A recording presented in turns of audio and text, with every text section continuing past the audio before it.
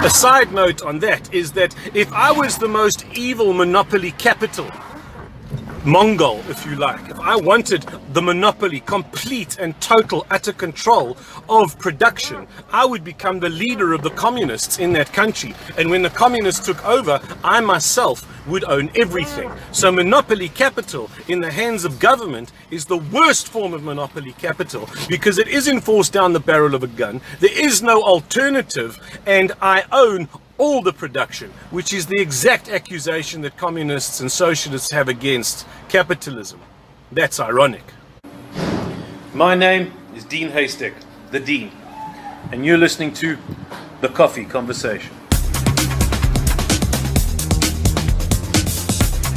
Democratic governments don't make money. They take money from those that make money. Industry and business, people who earn salaries, pay taxes. The alternative is a utilitarian or an authoritarian government who they own all the production. In communism and socialism, true communism and socialism, the government owns all the production and the people just get paid by the government. They are the masters and the people are the subjects. And those are the two states of governments in the world. Now, what is happening in South Africa at the moment regarding the government's money and how it's being worked within this crisis? At the moment, the South African government is hemorrhaging money. They're spending more than they were 6 months ago because they have increased the SASSA grants to existing SASSA by 500 Rand a month. That's 9 billion Rand a month they're spending more. And then they've added 350 Rand a month for probably about 200 or 2 million people who would qualify for that. That's another 7 billion. So that's 16 billion Rand a month they're spending more. Plus they got 2 million employees, of which many of them are not producing, and they are still being paid.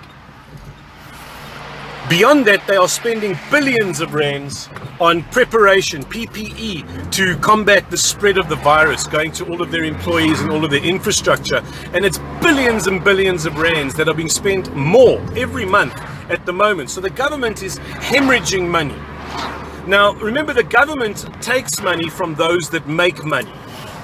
They don't make money themselves, they take money from those that make money. Now, industry and business at the moment is hemorrhaging losses. They're not just many industries. They're not just not earning.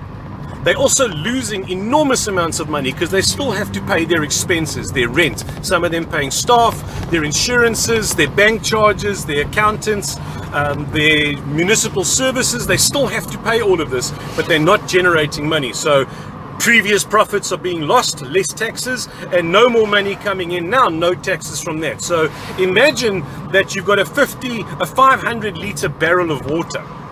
And that barrel of water is used to water the lawn, but they only use 50 litres a day.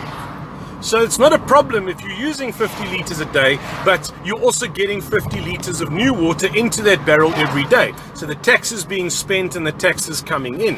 Now what's happening is they're not using 50 litres a day out of this 500 litre barrel. They're using maybe 60 litres a day. They're using more.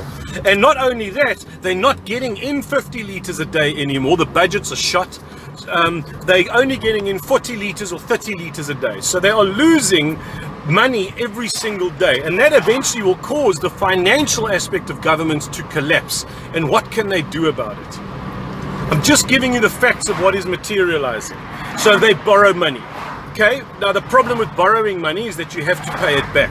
So that's step one that has happened to try and deal with this. Step two is that what they can do, and this is probably what governments should do, and there's an opportunity for South Africa here, is that they can reduce the size of government.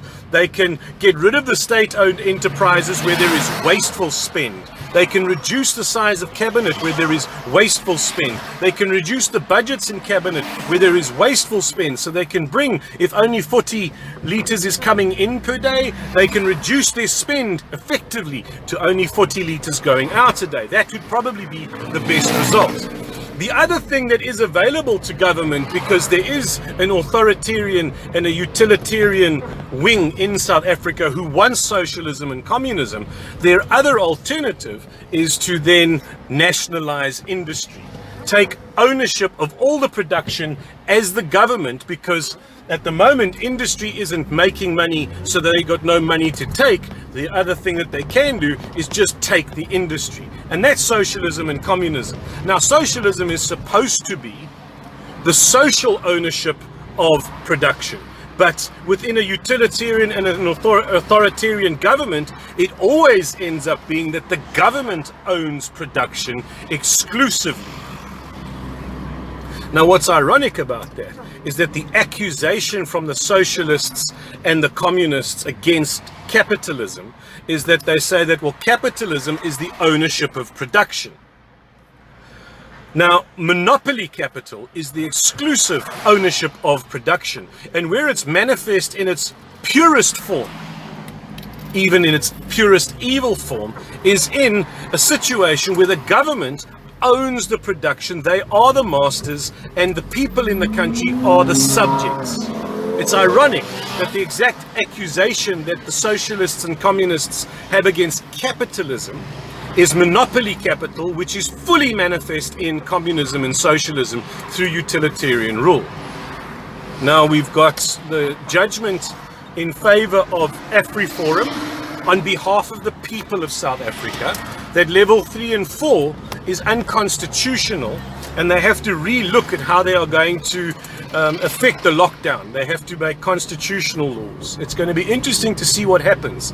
Are the governments going to continue to try and force more government control, or are they going to allow more freedoms to the people?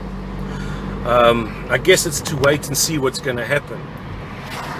My name's Dean Haystack, and I'm just a guy who gives a damn.